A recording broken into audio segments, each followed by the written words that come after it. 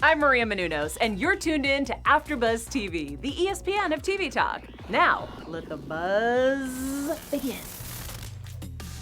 What's up, AfterBuzzers? We are here for the finale of The Outsiders. Such an exciting night tonight with an amazing episode and a very special guest. I'm your host, April Wissenhant. Thank y'all so much for joining us. So much to talk about tonight. Joined by my lovely co-host, Mrs. The Allison Dean. Hi, I'm here. Woo! And sitting right next to her, Max Beasley himself. Can't believe it. Oh my we gosh. We did it. We made some stuff happen. I was freaking out for a second because I'm on live chat right now and the volume, like I muted my computer and yet it was, there was anarchy and I heard volume. So sorry. I was freaking out for a moment. If you saw my face. I did not hear that at all. Right. Max, of course, plays kind of like a hero of the episode, the last few episodes, I'd say. Seal Bolton. He's kind of like the hero, but also the guy that effed it all up. Like it's weird. Well, he effed it all up, and then he went out like a champ, but he really did eff it all up. Yeah. I'd say that's pretty accurate. Okay. Yeah. Whenever you read the script about like you're the one that's like tells him, hey, this is happening and messes it all up, what do you think in your mind? I didn't, you know what, when I actually was approached about the job, I spoke to Richard Price, the writer, and one of the producers, and I'd only seen 2 or 3 scenes for the audition, so I had no idea what the part was. I had really no idea.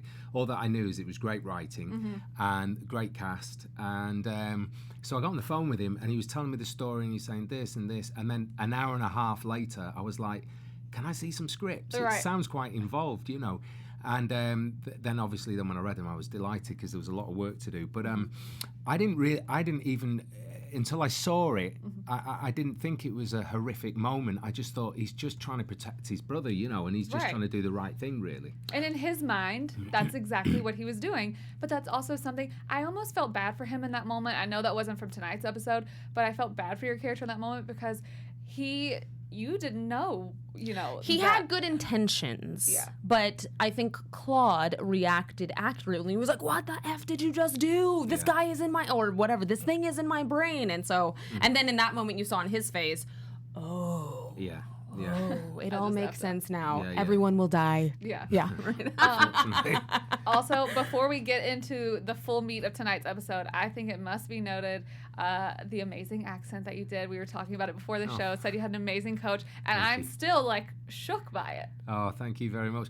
Well, it's just one of the tools, isn't it? You've got to make sure that it's nailed, and especially on something like this. And I'm really lucky. I've got a great guy here called Michael Buster, and he's a perfectionist, so he drills and drills and drills, and he wants to know. He doesn't say, let's do a generic southern accent. Where are you from? What town? And what was interesting, I actually watched, I asked the producers for some of Paddy's earlier scenes with Ben, just to get a feel for where he's placing it. And then it wasn't far from where we were. And, you know, you move about, your dialect changes a little bit. And Michael said, okay, there's Paddy, this is us, and we'll marry it. And it's great to see, but it is hours and hours of work. There's no doubt about it. I'm sure. Was he the coach for other people on set too? No, I've worked with Michael before though. He's probably one of the best in the US. You know, he's phenomenal. He's worked on some huge jobs and with some great clients. There's a lot of Brits on that show, so we had a lot of good American accents from a lot of excellent British actors. Yeah, I mean, Yule's very East Coast. He toned it down. Bill's New York. Of course, Ben is Melbourne. Oh, he's Australian. Oh. Okay. Yeah, Ben's Australian, and he always pulls out a good American accent. Definitely. Cynthia. Yeah, Cynthia's British. Yeah, she's from London. Right. And I thought she was flawless with the dialect. She did amazing. And it's one of those things that people do see you if they know you as an actor, and unfortunately, the first thing they do is their ear is really tuned in to, and then I think the trick is hopefully that after about 3 or 4 minutes they forget, and especially if the work's prepped and good, they really then buy into the character. Do you know what I mean? Yeah, definitely. Well, you made me forget, that's for sure, and it was 100. Yeah. Episode starts off tonight, obviously with a bang. Like, holy smokes! I didn't think everything was gonna happen as fast as it did. Yeah. I am so happy that your character is the one that kind of finally got Jack's attention, basically, because he's just there. Like, I forget who he took out first. I think Andy. He takes Pelly out. Yeah, he took Pelly out. Exactly. Jeremy he, just left and right. But you and Claude show up late with Howie. And I mean, that's why I say, like, I feel like your character was kind of like the hero. Obviously did a bad thing, but you're the one who got him to kind of, I think you're the first person who hit him, because you did actually hit him. I think there was something, I don't know whether I clipped him or something near him, but Gotcha. the thing is that what I was thinking about that is that there's a scene with Ben earlier in the going back to episode 9, where this bravado, this guy that he is, you see just another side of him where he says, he's all I've got, you know. And Ben's like, your brother, and he's like, yeah. And he says, don't worry, we're going to take care of him. And he says, please, you know, he doesn't say please, he says, make sure you do. Right. And it was more of a vulnerable moment, that, to show that really he adores his brother, he's all that he's got, you know. And so it's that fundamental organic thing where you just go, someone's messing with my kin, they're going to get it. Simple. Right. So off we go. Let's go and blow him away. That location has been a sad sight for the Bolton family. Oh Certainly my gosh. has. Yeah. So that was, something we learned later in the episode, obviously, but when, I'm still going to call him El Cuco, even though he says that he doesn't know what he is, but that he's being filled with the blood of the Bolton family.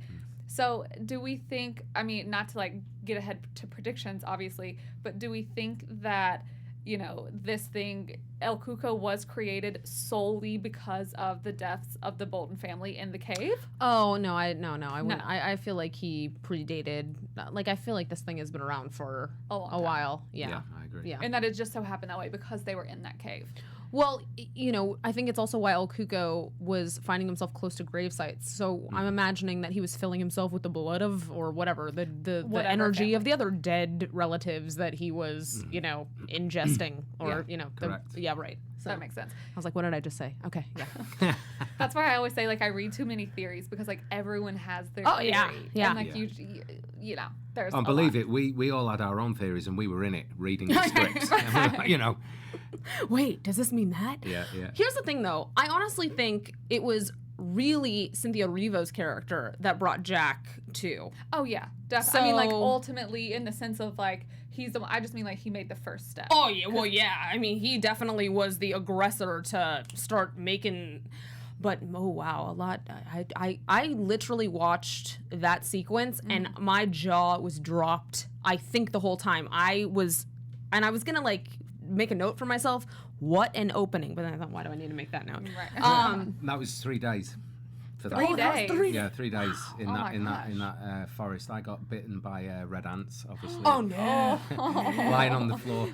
But you want to be, even though we're corpses for a lot of the sequences, Right. you want to be there. Everybody, wants to support each other and so on and so forth. And it was good for Paddy as well, seeing his brother, cold and dead. Yeah. But it was 3 days. I thought it was brilliantly shot. Andrew Bernstein shot that opening. Well, he shot the episode. He was one of the producers on the show.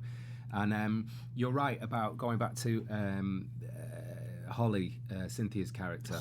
I think and I thought that Mark played that passage brilliantly behind with the gun. Yeah. Because he has her in his hairlines for quite a long time, and he just switches that nuance where the last bit of good intentions in him comes out for me. And he goes, I can't wipe her out. Right. Here's the other part, though, that I was thinking, and it's when they got to the cave, and El Cuco said to Cynthia's character, how did you know? And it was that whole, how we punctuated the episode at the end, an outsider knows an outsider. There's a part of me that thinks when she was in front of Jack, I also think that El Cuco in that moment also stopped Jack. So I think that there was some weird... I don't know if I can't say it was a connection, but I just think that there was something deep that was happening between her character and El Cuco. That's interesting. That I think also could have been at play, and of course that's a speculation. No, I like Makes that. sense. I like that, and I would say I'd go on further and say perhaps it was the special nuances that she has as a woman that was making it not happen. Happy International Women's Day. There you go. All the strong women out there. Yeah. Amazing. I think you can especially make that note when thinking about, what she sees at the very end of the episode, where she sees Jack behind her in the mirror. Now, we essentially are led to believe that that's a figment of her imagination, because she, immediately picks up the mirror or looks in the mirror again, and he's not there. But I think in that moment, I definitely agree that there was some connection between El Cuco, but you see on his face that he is looking at her like, wait, you're the only person who is not challenging me. Like, oh, you're not afraid of me. So it's like she brought out the curiosity of, no one's ever done that. If anyone, obviously, if someone's shooting at everybody else, you're just going to run. And that's what every other single character was doing. But and she's devoid in that moment when she looks up at the camera. She's devoid of everything apart from her core nuance of this brain that she's got and these nuances that she's got, and I think that might have been at play a little bit. Yeah. And I also think she was so just empty knowing that Andy was gone. Yeah. Yeah, that was a big beat for her. Oh, and I think in that moment you're just like, you're so defeated that you're like, whatever. Mm-hmm. And because such a terrible way, like he didn't just get shot, he got shot and then he wasn't dead, or I don't think he was dead yet and burned alive. So like a terrible thing to think. And then even like she explains at the end of the episode with her saying, he was literally here just to be with me. And that's it. And then he became involved. So, I mean, it's good to see the type of character that she played because, she talks about in the very beginning of the season how she doesn't really have relationships with people. So I thought that was an interesting thing for them to add to her character. For her to act like show true emotions about someone. Why do y'all think that in that moment where she's walking toward Jack and staring at him devoid of everything, when she says like, damn you to hell, and screams it, why was that the thing that clicked that human emotion back in him? Because that's when he was like, oh crap, I forget what he said exactly. Well, again, I think it's that weird Cuckoo listening in, right? And so I think, because she's a genius, because she is so fact, she's filled with data, facts, knowing just so much about so much. I think that there's something either she knows about demons or spooks and things of that nature where saying these words may have an effect. So I think it was one of those. And obviously I think El Cuco heard it too. Yeah. So I think it was just like this big pause. I don't know. Yeah, and ultimately as well, she's also in the history of her life. It seems that she's facing her ultimate nemesis at this point, and so her strength her strength is there. Do you know what I mean? Yeah. And, so maybe that's a great point. I don't know. I like that Ben was like, get out of there. Right. But she doesn't even hear it. Like, no, I mean, she hears it, but tunnel vision. Yeah, she definitely doesn't care whatsoever. Yeah. And then he lets the snake bite him. Now, this is where I was a little confused because of him. He ends up killing himself or shoots himself. So I'm like, why'd you let the snake bite you if you were just going to shoot yourself later? I guess I'm about to answer my own question. I think by having the snake bite him, that was like, the poison automatically starts coursing through your veins and things like that, and so it's a sign to El Cuco like, I'm done. I'm not doing anything else whatsoever because look, I just did this. So people in chat last week were saying that the snake was Cuco, or like an embodiment of Cuco. Yeah, I saw that. Yeah. Oh, because he did say, or like you see, he shoos the snake away, and then whenever Jack starts to kind of stop or realize what he's doing, that's when the snake just kind of slivers right back up and stares at him. Yeah, and so I think that could have been plausible on some weird level. Because again, we don't really know the powers of El Cuco. We don't really know what he was capable of. We know. The whole show has been us getting these little tiny nuggets the whole time. We're like, is that it? Is that it? So I kind of liked what chat was saying. What was it called? A MacGyver, when you put in something moody. Hitchcock used to do it in a lot of his films. Maybe the snake's nothing, but I think. True, right? But I do think it's written for him to have that with the snake. So there's something there. I don't know what it is. Jack knows he's on his way out. Maybe he was trying to send a message to Cuco with that and the toxicity of that. You know what I mean? Well, that's where he says the line. I mean, we can't say it on our show, but the "come at me, mother trucker" to the snake. Very good, April. Mother trucker. That's very rude. That is exactly what he said, right? Mother trucker.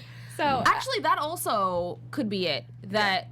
Although it's so random that a snake would just be there at that moment. I don't know. And stay there. I don't know. They're in the woods. Snakes are everywhere. So yeah, I don't go to the woods. Who knows? In April, but I'll believe you. There you go. Although I've heard there's a lot of red ants.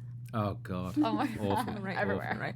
Right. When they finally are entering the cave and see El Cuco, this is what was so interesting to me, because a big topic of the conversation also is, do we even know if this let's say, creature Can be killed. because my first inclination is to say no, or not in the traditional way of like, you know, heart, brain, things like that.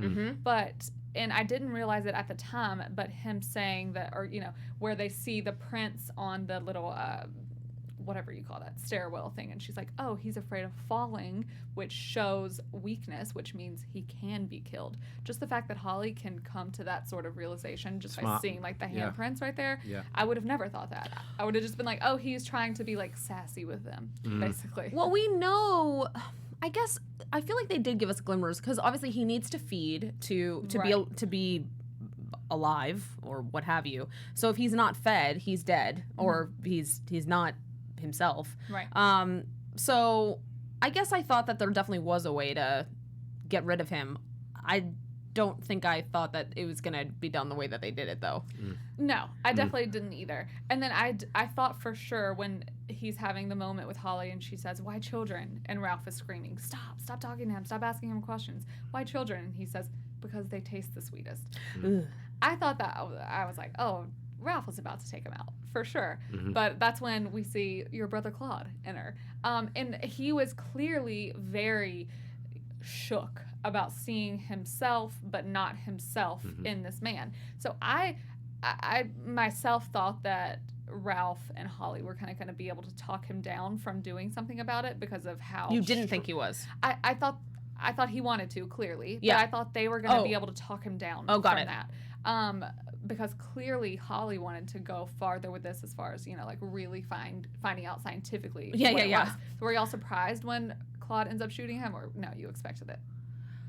Well, I expected it, and then what I thought was clever was she puts the knife through his heart, and then from a film point perspective, when they're walking out and then Ben's character sees his child, he knows it's still alive. And I loved what they did where he's kind of, when he starts moving and he comes back alive and then his face morphs into all of his victims, I thought it was really clever. He's goading him, you know, it's like, and so eventually I believed it. At first I was like, oh God, I hope, because I didn't see the episode, and so I didn't know how they were going to shoot it, but I was like, I hope they really pulverize him in some way, and they did, and yet they left us with so many open doors for the future. Who knows what's going to happen, you know? Right. But I thought that was brilliant, and I really particularly thought that Paddy's portrayal in there is very difficult, very, very difficult thing to do that without being like mincy or over the top, or I like the taste of kids because they taste sweet, you know? Right. He was more eerie for me because he played it straighter, you know what I mean? And I thought he did a terrific job. I think so too. In that scene, he didn't have to go through makeup though, right? So he is actually in quite for when he's El Cuco. Well, when they morph his face, you mean? I noticed it. Oh no, that's CGI. Digital. It was obviously very apparent in episode 8. Yes. Yeah. When it was like half Cuco, half him. Yes. But in the cave, it looked like they just kind of messed with his hair. A little bit of facial stuff, the eye thing as well. That's right. Oh, so they did subtle stuff. Yeah, so maybe I just missed it. I was like, maybe my house was too dark. No, it was dark, but you could still, like, when he stepped into the light, you could kind of see that there was stuff there. Okay. And I love the.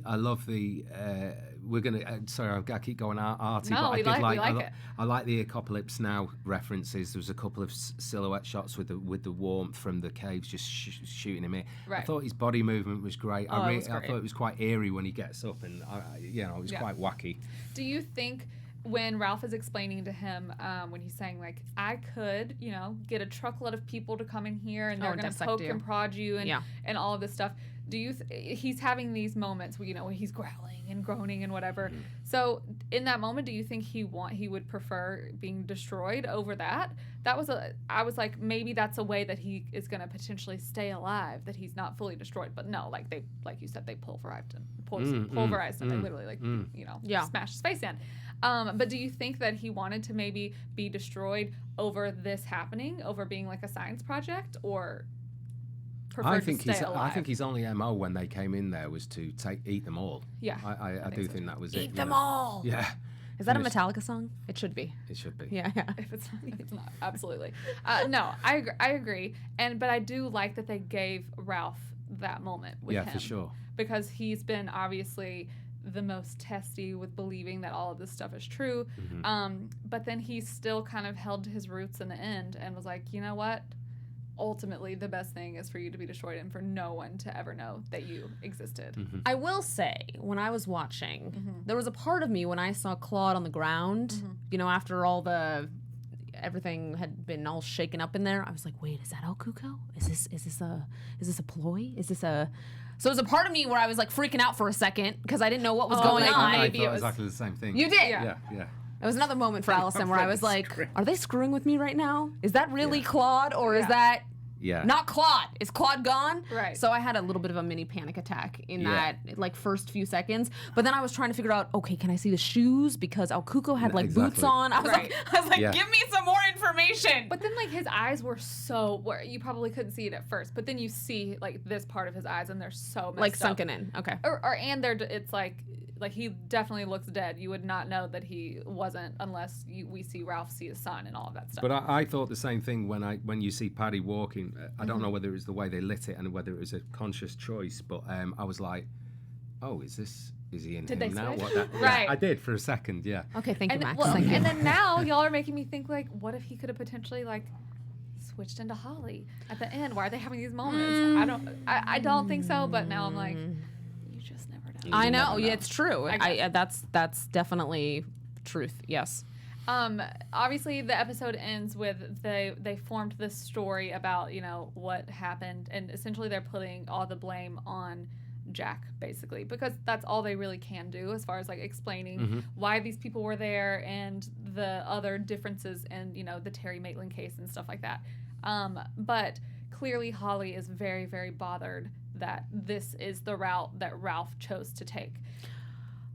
You don't think so? Well, I mean, if she's bothered, I think she's going to get over it because she knows that the world is not going to accept demons and, you know, strange creatures of the supernatural. Like, that just wouldn't be a sell. And, you know, the fact that we're trying to create some release for the Maitland family, that wouldn't have worked if we all said, oh, yeah, this thing killed Frankie Peterson. Right, exactly. You know what I mean? So I think she may have been initially like, oh, the world isn't ready for this. Yeah. Like that sort of a disappointment where the world isn't ready. But look, at least she got Ralph on her side. Yeah. So that's progress. And like they she did by the end. They had this sweet moment of like, oh, maybe let's work together in the future. I love that. I was like, season 2. Oh, this is our little gem. We got a lot of things that season 2 could potentially happen. I agree. For sure. There's so much. But I'm also happy that they gave Glory, Terry's wife, the moment of, oh, hey, your husband is going to be exonerated. Because there was a little part of me that I was like, is this all for nothing? Because like you said, the world's not going to believe ever that El Cuco killed a small these portion. People. It'd be a little niche group. I'd like to know what your thoughts on the Who's Terry line. When Cynthia says and Holly says, who's Terry? You know, I actually wrote that down in my notes because I was confused. I had to literally go back and think, like, did they not tell her why she was doing this? But they definitely did. Oh, no, she knows. But I'm just trying to think who's speaking there. Is it Holly? Is it, you know, what is it? Oh, my gosh. Who knows? It's Richard Price and Stephen King, so you never know. We need to have him on our after show. I'm like, chat, episode. did you hear that? I'm like, everyone in chat, did you hear that? That's a great point. I thought the same thing I was like, that's a really weird thing for her to say, but no one, or clearly they never addressed it again. But again, season 2. I don't know. You keep saying it. I mean, half of us have been killed, so we won't be on it. I know. It's so... trust me, I was thinking that. I was like, well, we're not seeing him. We're not seeing him. We're not seeing him. But Jack was killed, and guess what? We saw him again. Yeah. I don't know. You know, everybody kind of gets their sweet little moments at the end with Ralph and his wife saying, you know, maybe they'll see their son again one day. I think that, like we've said many times, that's how they ended the episode specifically. There was a part of me that I was like, oh, all of this action just happened within the first 15 minutes, and we still have 45 minutes left of the episode. Yeah. What are we going to do with this? I was nervous. I was like, wait, is it over? Well, same. I was like, this is a shorter episode. Yeah. But I think that's exactly that's got to be the reason. Well, you have to owe it. You have to owe it to El Cuco and to the fans and the viewers. You've got to really have a very, very serious meaty scene with him, which you do have in the caves, you know. Right. And from all three perspectives, and I think that because when I was watching the show, Paddy was a very revered actor. Right. He's in this bit and he's in that bit, and I'm like, and then when I got there, we were doing more together. But I'm like, God, they've got to tap into his talents. Yeah. And then he's like, Max, I've just read 10. There's a lot, and it's going to be great to do. So you know, and that's what I think they had to do: get that explosive start, and then get into the meat of what he is. You know, we underestimated Claude for a while, his character. I mean, because you know, obviously you see him a lot, but you don't fully know why or what he's doing there. So I mean, definitely, it's hard to say because there were so many. The whole season was amazing, but I'm not just saying this because you're here. Literally, since you've been on the show, those are my favorite episodes because of. Obviously, we know a little more. We have more answers at this point, even though we don't have all of the answers. So I think that it was just done in such a great way in this character that all season on our after show, we're like, we think Claude is something. We just don't know what. Like, there's a very specific thing. You know, at one point we learned that he was scratched by Terry Maitland. But and also there's some poignant beats with him early on, isn't there, with Terry Maitland, where they have a, you know, they have a good with Ben, where he has him in the police. Oh yes. Quite poignant scene. So there are little drops here where you go, what's his deal in this? You know, right. Someone in chat just said, JS, is everyone in Hollywood secretly British? Sorry, I chuckled. Allison and I are not secretly British. Yeah, no, I'm definitely, this is just me. But, what can I say? A lot, unfortunately. No. That's amazing. No. Okay, what else from the episode did we miss? We want to talk about you and your career and all that stuff. Oh, wait. So here's the interesting thing. Yes, I do want to talk about that. But I also thought it was interesting at the end how they broke up the end. So credits rolled, and then you're right. And then they did this sequence with Holly, and I thought, because they had not done the entire season. Yeah. There was no... I've never seen that on a TV show in my life. I don't think I have either. Only on I've seen it in a movie. Movies like Star movies, Wars or like things like that. Not that, like because it was like 30 seconds of titles. Yeah, right. And then back we come. You know? Yeah, I was like, oh, this is like I've transitioned to and about the episode, how they do that whenever you watch like through the HBO app or whatever. I kind of thought that, but now that you bring that up, it makes me think again about the El Cuco thing with her, because why would she automatically have taken the mirror and looked at her neck to see if something was wrong if she didn't think that something was a possibility? Did she grab his hand in the cave? No, she stabbed his heart. No, I think that the imagery of Jack, the sense memory of seeing Jack there immediately made her do that because she is a believer. I think that's that. What's more interesting to me was the cut on her arm. When she's playing with her hair, there's the cut on the arm. And because she had the little mirror, like the little circular mirror, waiting. Yeah. Like to check. You don't just have I could see it if she just felt it, but she had a mirror waiting to look. So like that's everyone in chat says that she's changing. Like they're all saying it. And also they said that Sharp Objects did the credit roll and then something else. The show Sharp Objects. Sharp Objects. Okay. Sorry. Gotcha. Sorry. Well, no, I didn't think Jerry I'd seen O'Brien it. for the win. Hey, Jerry. But they are all saying that they think Holly's changing. Wow. Because hopefully we'll know. That is true. Someone brought up something interesting.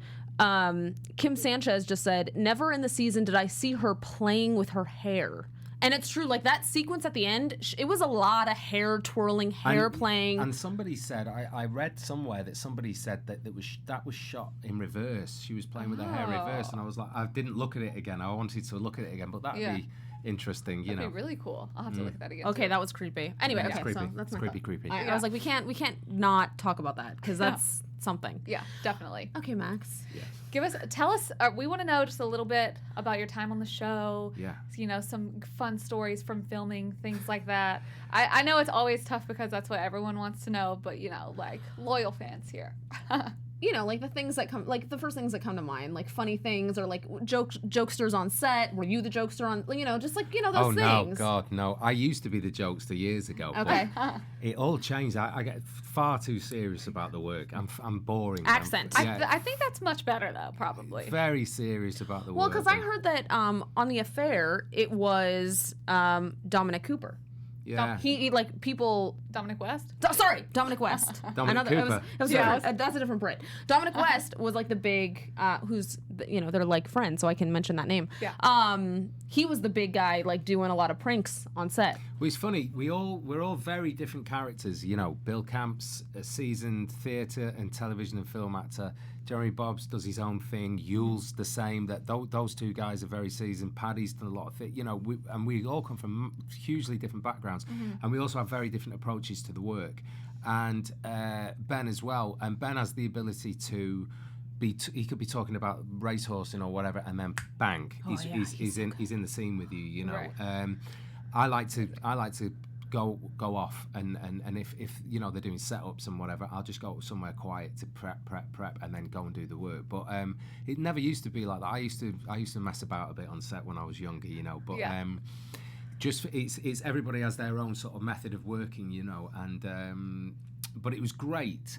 And one of the things, they called it Cat Piss House, our house, because it absolutely reeked. Really? It was horrific. The house was horrific. Was that to like get you guys into the mood? No, it was just by default. It just happened. But I loved that, you see. So at lunchtime, I used to sit in Cat Piss House eating my lunch. Oh my gosh! And I liked all of that. But the guys were like, "Oh my God, we gotta get out!" Yeah. But it was brilliant, and that helps. It helped me feel, certainly for Paddy and I also, because we're so opposite to what we were playing. Right. We're Brits. I'm from Manchester. Paddy's from just a little bit south of Manchester, and we need everything we can get to feel a sense of the world that we're in. Right. But I liked dancing with all those actors. I liked Ben has his own method, and like I say, when he's on and the camera's rolling, bang, he's on. Yeah. Where did y'all film at? We were in Atlanta, okay. and then the drive was like 45 minutes out of Atlanta. I don't know the town's name. Gotcha. But some of that stuff was great, and I think the tone. I don't know where some of the wider opening shots were shot, but I think the tone that Jason Bateman set for it was just. I loved it, man. Those first two episodes are just, constructed so beautifully, and they look so great. Yeah. And I think that there's a reason why there's long shots, and there's why you feel it's not just that we're getting this and then we're getting this. It was a clever way, I think, of pulling the audience viewer in to want to get into the world, and I thought he set a brilliant tone for the piece. I loved it. Yeah, I agree. We started off the season kind of comparing the look to Ozarks because obviously his other show, and I still it's just so similar. But I love how they did it for this show because it really does kind of create a presence for it. Everything's like slightly more contrasted, like more black and white-esque. There's always a little bit of like a film over. Yeah, the filters are similar. Technically, the filters that he uses on Ozark and what they were using here, they're similar. This was more of a darker grain vibe to it. There wasn't so many splashes of colour and everything, but very similar. But I just think it's clever, and I think he said in an interview that he gives a few nods to Kubrick in some of his setups, and I think it worked beautifully. And then it's funny, isn't it? Because directors years ago, when they were coming onto a show, would say, "This is my style. This is what I want to do." But it's the first guy sets the tone, and really you've got to interpret that as best as you can and as close as you can to that. Right. But we had a great time. We all got on extremely well. Paddy and I we knew of each other, but we'd never worked together. And it's just. And now they're going to have a podcast. No, I'm just kidding. No, we're actually having a child. Even better. Paddy's giving birth. It's so nice when you can like bond October. with actor. Oh, like that. Yes. Perfect. No, it is because I was a musician. Paddy's a front man of his own band. He's a great lyricist. He's a great songwriter. And then Yule's a musician, so we talk about that. Bill's just a master. He's just a wonderful guy to watch work, Yeah. Jeremy, another solid guy, man. But just interesting that we all. And Julianne, I worked with Julianne. I did a movie with her probably 20 years ago. Oh wow! And I hadn't seen her since. But it's crazy because Atlanta is the hub of filmmaking now. So it really is. I mean, we would just walk into a restaurant on a weekend, maybe 3 or 4 of us, and then Clint Eastwood was doing his movie there. They were doing Richard Jewell, so Sammy Rockwell will be there, and Olivia, John Hart, and then another group, Right? And you're like, this is it's insane. That's wild. It's like a crazy nut house for crazy actors going out to the restaurant. But so we had some fun, Yeah. and then we had very intense bursts of concentration, Yes. and red ant bites in the cold forest and the boiling That weather sounds in just amazing. Atlanta. Yes. But at least you got to like have some fun. I lived in Atlanta for like 8 months, so I probably know all the spots y'all went to also. Yeah.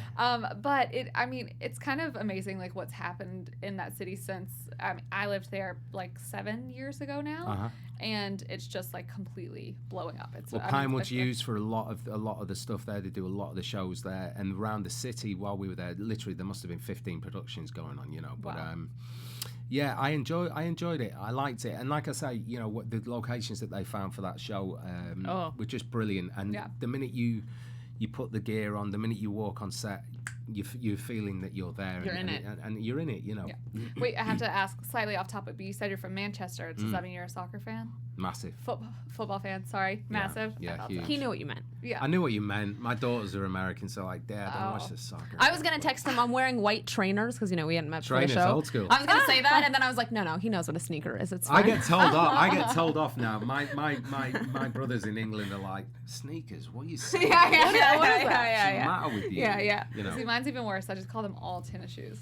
Tennis shoes. Yeah, tennies or whatever. That's Slightly old school. yeah. That's what we call them. Okay, so a few things maybe for us to just mention real fast. Slight deviation. What if Holly's been changed this whole time? Like she's sort of this, alternate, Cold. interesting. Well, we think of her as a person, but like, could she be something else? Possibly. I don't know. We don't know. I feel like I maybe don't know. not, just because she gave so much information. Like she was the I don't one know. giving. Well, as long No, as it's I not think information. what you see is what you get with her. Yeah, I I think think it's so, pretty too. straight. And then the end song that she was listening to, that was the one that she had a whole conversation with Ralph about, right? Yes. Oh, that's the I song think from so. his mother's. I is think it? so. Oh, really? Yeah. I think that's what that was. Clever. Right, because when I was hearing it, I was like, why are they doing that? Yeah. Okay, wait, Very didn't I have interesting. questions? I text you, like so many questions. And Yeah. now I'm like, what the hell That's are okay. they? That's what time flies when you're having fun. Anything else you want fans to know? Stuff you're Any working projects? on? Obviously, he can't tell us about stuff that's in development right now, but anything that, you want to talk about, any music stuff? Was there an outsider band?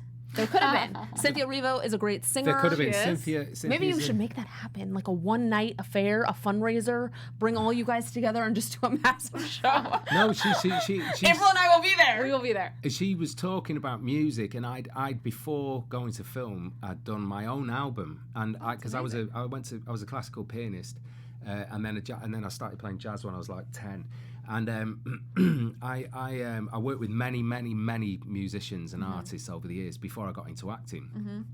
In '94, I watched Raging Bull, and that was the switch for me. I became an actor. Yeah. I had a phenomenal coach in New York called Sheila Gray, who's just the best. And she said, "Are you serious about it?" I said, "Yeah." And I was working with George Benson at the time and wow. George Michael, so it was my career was going well as a musician. But Right. I just said, I just love this medium, and I know I've got a lot to learn, and I want to. Unfortunately, I used to be a perfectionist. I'm not anymore, because you never reach that, do you? It's Right. you just give yourself torment. But so we would talk about the music, and then Cynthia said, "I'm a singer," and I was like, and then I listened in front. I didn't care. I was like, "Let's have a listen, baby." And I said, "Oh, you got a good voice." And she's like, "Thanks." I was just nominated for an Oscar. I know. Yeah. And I said, "No, I've just been in Capitol. I've just done a studio album with an orchestra at Capitol, and I've got all friends that I used to work with as a session musician, British singers, American singers." And she was like, "We should do something at some point."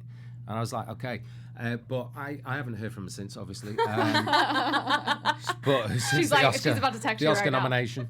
And Yule's a phenomenal guitarist, and Paddy genuinely. So I worked with a British guy called Paul Weller, who that was my first gig when I was 18, and he had the band The Jam, then the Style Council, then his own. He's a phenomenal songwriter, Cool. and he's like one of the best lyricists. And then Paddy said, "I've got this band, I'm into the music, and I know you are." And I said, "Oh, let's have a listen, mate." And I'm listening to it, and it sounds great. And I'm going, "The lyrics, I want to. Can can you send us the lyrics to these? And you can on iTunes, you can hit the lyrics. Yeah. Some of the best lyrics I've ever read in my life. Oh, wow. He is a phenomenal songwriter. That's amazing. So, and he's very humble, you know, he doesn't talk about it often. But yeah, between us all, I think, did Jeremy play something as well? And Bill, maybe? I mean, we're all either... I need to learn an instrument. I would join you for the tambourine. Tambourine's difficult. Well, I can do it. Pandero, Brazilian, very difficult. Oh, I don't know if I can do that. Oh. No, I can do like a hip thing, you know, like... I think you should, I think one should always be able, I'd say piano for everyone. And I can do a little piano. Oh. I think it's important. My father said to me when I was like 11, he said, stick with it, because I was like, I'm bored, I want to go out and play with the kids. And he was like, you'll always be able to earn money if you can play the piano. That's a great point. Always. For sure. And yeah. Wisdom. There you go. I love it. Any upcoming projects you can tell us about? Well, I've had a film in development for many years. Okay. Called Mr. Goodnight. Nice. Which is Good name. It's a crime drama. It's about the mafia in Manchester in the 1960s. Oh wow. Okay. And we're getting quite close, thankfully, we think this year to getting it funded. But I've got a phenomenal cast in that, and Awesome. it's something that I wrote. It was my first and one of only 2 things that I'll ever write, because I find writing quite difficult. It's very hard. But yeah, That's so exciting. I'm going to do that, and hopefully we'll shoot that before the end of the year, which would be Awesome. great. And then there's a couple of things here which are very interesting. But he can't talk about. But you know what? Oh. You know what's funny? When actors are asked that, of course you can talk about it. Well, But there are a few things that actually you really can't. no, you can't. These Right. NDA Oh, forms. no, it's right. like, They're what? ridiculous. Oh, we know. Yeah, we know. You So- sign your life away. It's like, Yeah, so and also there's a great project, but it's not quite nailed down yet, and I don't want to jinx it. 'Cause So it's- things are pending. I get that. Things Knock are on in wood. things are in motion. You can Well, that's follow that's him an on actor's social. life. That's an actor's life. Yeah, isn't it? Always. It's Pending. There's pending things. salad days and then good days. You know, it's good years, bad years. It's the way. It's the life we choose, unfortunately. For sure. It But a ebbs and lot to flows. look out for. From Oh you. yeah. There's plenty coming out. There'll be that's plenty super coming exciting. out, which is great. I was joking with April saying, "Do you think Meghan Markle watched the Outsider?" Oh God, I don't know, but what I do remember from that show was she was absolutely lovely, a really nice lady, tenacious, smart, talented. But all my stuff was with Sarah Rafferty, who's just she's a lovely girl. It was interesting because you were on in 2013, right? And God, still, was it that long ago? well, the It fandom seems like just like yesterday. the fandom is all still, because I was looking up stuff this morning and people were like, guess who from Suits is on the Outsider? And I was like, because it wasn't, it was just Yeah. so interesting Yeah, that there yeah. is such fandom still around that show. Yeah. Anyway, Yeah. fun facts. Well, it was a Love good it. show, and Gabriel Macht. I walked in on that, and they said, "Oh, you're going to be sort of like the British. You're going to be the sort of the version of the lead character." And I went, "Okay." So I'm like, "Who's this guy?" Bang! I'm like, "Oh, he looks like Great. George Clooney. This is I'm not going to get away with that." And then they said, "No, we're going to put you in nice suits and a nice car." I went, "Well, I'm not the elephant, man." What's that? But he was great, and that was a terrific show. I enjoyed that thoroughly. That's awesome. Well, thank you so much for joining us for this. I know everyone in chat enjoyed it. We enjoyed it so much. Great to be here. Can't wait to do What a after show for your finale! movie. I know, right? We had Max in studio. This is always the best finales when we actually Lovely can have singing someone. voice, by the way. Oh, Lovely hey, singing like I voice. said, if you Yeah. need me, Okay. call me up. She'll sing. I'll play the piano. Okay. I We'll can have be a whole good band. backup. That's all I, I love it. Thank you all so much. highlight. And also, can we shout out to our producer in studio who's been with Yes. us for the last 9 weeks, Yo. Jonathan. Thank you, Jonathan. Hi. You're the best. Thank you. Thank you, Jonathan. Thank you Jonathan so much. Rockstar, Love it. producer. All Awesome. right. Well, thank you all so much for joining us. Hopefully, we do get a season 2, so y'all can tune in for that as well. Until then, I'm April Wissenhant. You can find me everywhere at April Wissenhant. How about y'all? I'm Allison Dean, and I've been Allison Dean this last 10 weeks with all of you and enjoyed it so thoroughly. You can find me at the Allison Dean. And Max. I'm Max Beasley, and I've been Max Beasley for 48 years. Nice, lovely. And where can they find you? What, on social media? Yeah, Twitter, Instagram. Oh, Max Beasley and then the number 7. Twitter and Instagram. Don't do Facebook. No, it's No. fine. Great. Awesome. Thank you all. Thank y'all so much. See you Thank you. soon. Hopefully. Crossing fingers. Our founder, Keven Undergaro, and me, Maria Menounos, would like to thank you for tuning in to AfterBuzz TV. Remember, we're not just the first, we're the biggest in the world, and we're the only destination for all your favorite TV shows. Whatever you crave, we've got it. So go to AfterBuzzTV.com and check out our lineup. Buzz you later. The views expressed herein are those of the hosts only and do not necessarily reflect the views of AfterBuzz TV or its owners or principals.